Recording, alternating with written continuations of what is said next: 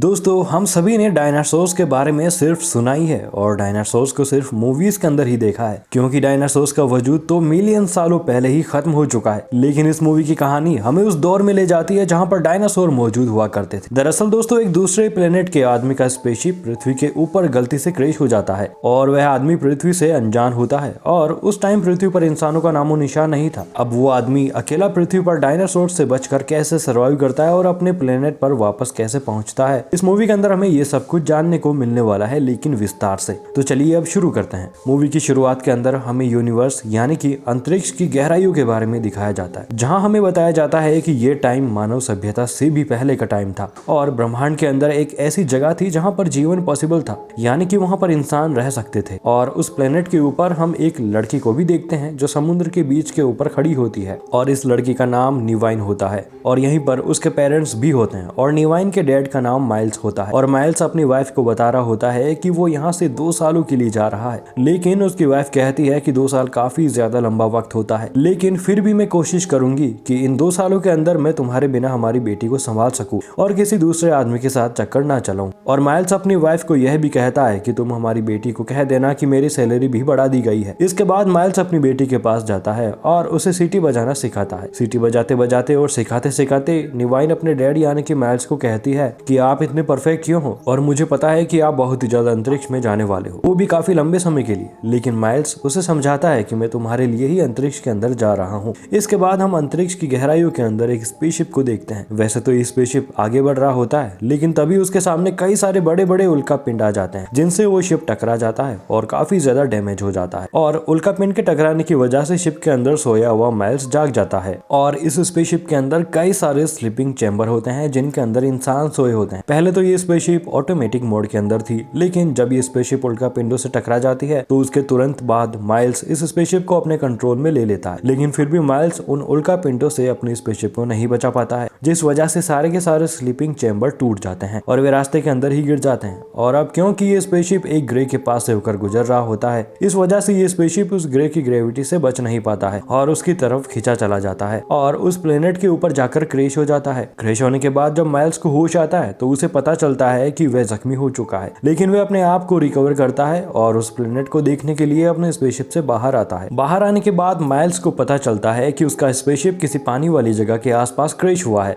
और साथ ही उसके साथ जितने भी उसके क्रू मेंबर थे जो कि स्लीपिंग चैम्बर के अंदर थे, वे सब के सब मारे जा चुके हैं। इकलौता माइल्स ही बचा है जो कि सर्वाइव कर जाता है। इसके बाद माइल्स अपने स्पेसशिप के अंदर वापस आता है और एक मैसेज को रिकॉर्ड करके अपने प्लेनेट पर भेज देता है कि मेरा स्पेसशिप एक अनजान प्लेनेट पर आकर क्रैश हो चुका है और मेरी स्पेसशिप से कई सारे उल्का पिंड टकरा गए हैं। इस वजह से मैं स्पेसशिप को कंट्रोल नहीं कर पाया, लेकिन क्रू के सारे मेंबर्स मारे जा चुके हैं, सिर्फ मैं ही बचा हूँ। तभी देखते ही देखते माइल्स भी अपने आप को मारने की कोशिश करता है, लेकिन वो चाहकर भी ऐसा नहीं कर पाता क्योंकि उसे अपनी बेटी निवाइन की याद आने लगती है और उसकी बेटी ही है जिसकी वजह से अब वो इस प्लेनेट से निकलकर अपने प्लेनेट पर जाना चाहता है। इस वजह से वो अपनी बेटी निवाइन की वीडियोस देखने लगता है। तभी माइल्स को यह पता चलता है कि शिप के अंदर का एक स्लीपिंग चैम्बर अभी भी एक्टिव है और उसके अंदर एक इंसान भी है जो अभी तक सर्वाइव कर रहा है। इसीलिए तुरंत माइल्स उस स्लीपिंग चैम्बर की लोकेशन पर पहुंच जाता है और वहां जाने के बाद माइल्स को यह पता चलता है कि उस स्लीपिंग चैम्बर के अंदर एक छोटी सी लड़की है और वो उस लड़की को बचाकर अपने स्पेसशिप के अंदर लेकर आ जाता है। इसी दौरान हमें यह बताया जाता है कि 65 मिलियन साल पहले हमारी पृथ्वी से एक स्पेसशिप टकरा गया था, लेकिन उस टाइम मानव सभ्यता का दूर दूर तक कोई भी नामो निशान नहीं था। उस टाइम पृथ्वी पर इंसान नहीं रहते थे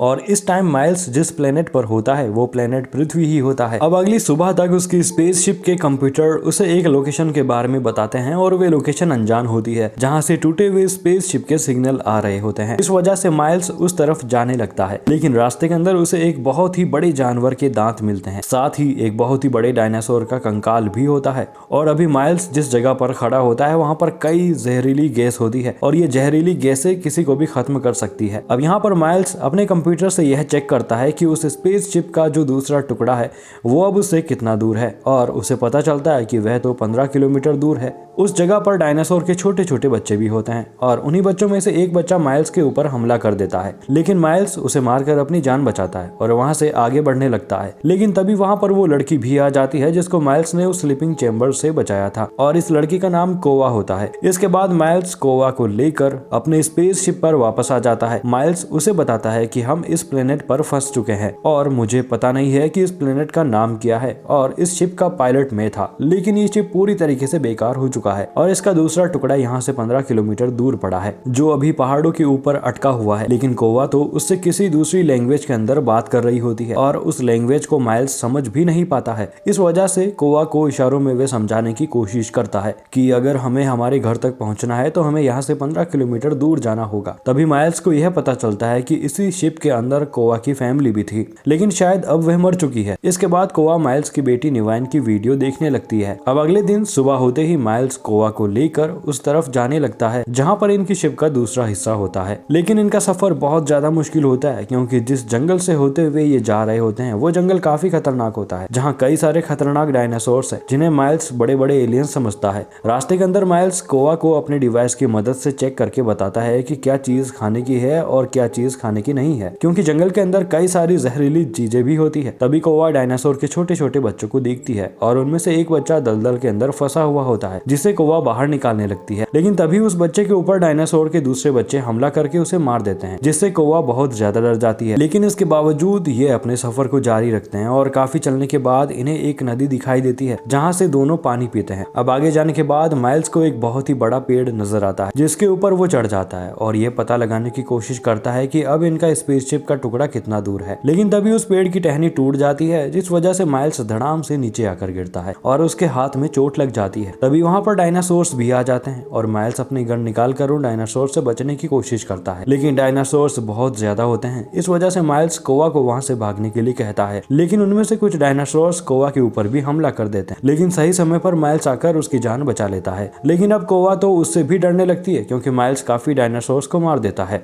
इस वजह से माइल्स उसके लिए सीटी बजाने लगता है, जो सीटी वह अपनी बेटी के लिए बजाया करता था। तभी कोवा सीटी को सुनकर ये समझ जाती है कि माइल्स उसके लिए खतरा नहीं है। अब ये वहां से आगे बढ़ते हैं और एक गुफा के अंदर जाकर आराम करते हैं। लेकिन तभी माइल्स को अपनी डिवाइस की मदद से पता चलता है कि इस प्लेनेट पर एक बहुत ही बड़ी चीज टकराने वाली है और यह एक एस्ट्रॉइड होता है। इसके बाद रात को माइल्स देखता है कि कोवा के मुंह के अंदर एक छोटा सा जानवर चला गया है। इस वजह से वो उस जानवर को बाहर निकालता है। अब ये वहां से भी आगे बढ़ जाते हैं, लेकिन तभी इनके सामने एक डायनासोर आ जाता है जो इनके ऊपर हमला कर देता है। इस वजह से ये उस डायनासोर से बचने के लिए उस गुफा के काफी अंदर तक चले जाते हैं। अब यहाँ पर माइल्स अपने डिवाइस की मदद से उस गुफा से बाहर निकलने का रास्ता ढूंढने लगता है। अब काफी आगे जाने के बाद माइल्स को रास्ता तो मिल जाता है, लेकिन वो काफी सकड़ा रास्ता होता है। इस वजह से वो सबसे पहले कोवा को आगे भेजता है, लेकिन तभी इनके बीच में एक चट्टान गिर जाती है जिस वजह से यह दोनों अलग अलग साइड हो जाते हैं, जिससे माइल्स को बहुत दुख होता है क्योंकि उसके पास एक ही जिंदा लड़की थी और अब उसने उसे भी खो दिया है। लेकिन कोवा तो उस गुफा से बाहर निकल जाती है और वे रास्ता जंगल के अंदर जाता है, लेकिन माइल्स अभी भी उस गुफा के अंदर ही होता है। और यहाँ पर इस गुफा के अंदर एक डायनासोर भी होता है जो माइल्स के ऊपर हमला कर देता है और काफी लड़ने के बाद माइल्स अपने डिवाइस की मदद से उस डायनासोर को भी मार गिराता है। दूसरी तरफ कोवा जंगल के अंदर अकेली आगे बढ़ रही होती है और वह जंगल में मौजूद जहरीली चीजों से हथियार भी बना लेती है। वहीं अब माइल्स भी उस गुफा से बाहर आ जाता है, लेकिन बाहर आते ही वह आसमान में देखता है कि एक बहुत ही बड़ा एस्ट्रॉइड उस प्लेनेट की तरफ बढ़ रहा है। इसीलिए वे जल्दी से जल्दी कोवा को ढूंढने लगता है। वहीं कोवा के ऊपर एक डायनासोर हमला कर देता है और कोवा की चीखने की आवाज सुनकर माइल्स उसी तरफ जाने लगता है, लेकिन भागते भागते वह एक दलदल के अंदर फंस जाता है और कोवा भी अपनी जान बचाने के लिए एक खोखले पेड़ के अंदर घुस जाती है। और जब छोटा डायनासोर भी उस पेड़ के अंदर जाने लगता है तो कोवा छोटे छोटे ग्रेनाइट की मदद से उस डायनासोर को मार देती है। दरअसल ये ग्रेनाइट उसे माइल्स ने ही दिए थे। तभी कोवा को माइल्स के चिल्लाने की आवाज आती है और माइल्स धीरे धीरे उस दलदल के अंदर फंसता ही जा रहा होता है और वे देखते ही देखते उस दलदल में पूरा समा जाता है। लेकिन आखिरी वक्त पर कोवा वहां पर पहुंच जाती है और माइल्स को बाहर निकाल लेती है। इसके बाद ये ज्यादा देरी ना करते हुए तुरंत ही वहां से आगे बढ़ जाते हैं और उस पहाड़ तक पहुंच जाते हैं जहां इनकी स्पेसशिप का दूसरा हिस्सा है। और जब ये उस स्पेसशिप के अंदर जाते हैं तो माइल्स को पता चलता है कि वो स्पेसशिप पूरी तरीके से काम कर रही है, इसीलिए वो स्पेसशिप की मदद से यहाँ से निकल सकते हैं। इसी बीच कोवा अपने पेरेंट्स को ढूंढना शुरू कर देती है, लेकिन उसे पता चल जाता है कि उसके पेरेंट्स तो मर चुके हैं। इस वजह से वो माइल्स पर गुस्सा हो जाती है, लेकिन माइल्स उसे शांत कराता है, उसे समझाने की कोशिश करता है कि जब मैं अपनी बेटी को छोड़कर आया था तब वे बहुत बीमार थी और उसके आखिरी पलों में भी मैं उसके साथ नहीं था, लेकिन अब मैं तुम्हारे साथ हूँ, तुम्हारी जान बचा सकता हूँ। अब कोवा उसकी बात को समझ जाती है, इस वजह से ये दोनों फिर से स्पेसशिप के अंदर बैठ जाते हैं और तब तक यहाँ पर एस्ट्रॉयड भी गिरना शुरू हो जाते हैं और कुछ एस्ट्रॉयड इनके शिप के ऊपर भी गिरते हैं। अब क्योंकि इनका स्पेसशिप पहाड़ के ऊपर होता है, इस वजह से वो धीरे धीरे नीचे आने लगता है। तभी डायनासोर आ जाता है, इस वजह से फिर माइल्स उस डायनासोर का ध्यान भटकाने के लिए दूसरी तरफ भागने लगता है। वो डायनासोर भी उसके पीछे होता है, लेकिन माइल्स अपनी गन की मदद से उस डायनासोर को तो मार देता है, लेकिन तभी वहां पर दूसरा डायनासोर आ जाता है और इससे पहले कि वो माइल्स के ऊपर हमला करे, कोवा उसका ध्यान भटका देती है और वे माइल्स की बेटी की एक होलोग्राम इमेज सेट कर देती है, जिस वजह से उस डायनासोर का ध्यान भी भटक जाता है और मौके का फायदा उठाकर माइल्स उसे मार देता है। लेकिन वहां पर डायनासोर्स की कमी नहीं होती है, एक और डायनासोर आ जाता है। इस वजह से माइल्स को वहां से भागना पड़ता है और वह एक ऐसी जगह पर आ जाता है जहां धरती से कई गैसें निकल रही होती है और उन गैसों का असर उस डायनासोर पर थोड़ा भी नहीं होता है। और इससे पहले कि वह डायनासोर माइल्स के ऊपर हमला करे, वहां कोवा आ जाती है और उसने जो जहरीला हथियार बनाया था वो उस डायनासोर की आंख में घुसाकर उसे मार देती है। अब क्योंकि इन दोनों की जान बच जाती है, इस वजह से ये अपनी शिप की तरफ भागते हैं, लेकिन धीरे धीरे कई सारे एस्ट्रॉयड गिरना शुरू हो जाते हैं और इससे पहले कि एक बड़ा सा एस्ट्रॉयड पृथ्वी के ऊपर गिरे, ये शिप के अंदर बैठकर स्पेस में चले जाते हैं और उस बड़े एस्ट्रॉयड के गिरने के बाद पूरी धरती तबाह हो जाती है। सारे डायनासोर्स खत्म हो जाते हैं, लेकिन माइल्स खुद को और कोवा को बचाकर निकल जाता है। और दोस्तों, इसी के साथ ये मूवी यहीं पर खत्म हो जाती है। दोस्तों, इस मूवी की कहानी आपको कैसी लगी और हमारा एक्सप्लेनेशन आपको कैसा लगा, आप कमेंट सेक्शन में जरूर बताना। वीडियो को लाइक और चैनल को सब्सक्राइब जरूर कर देना।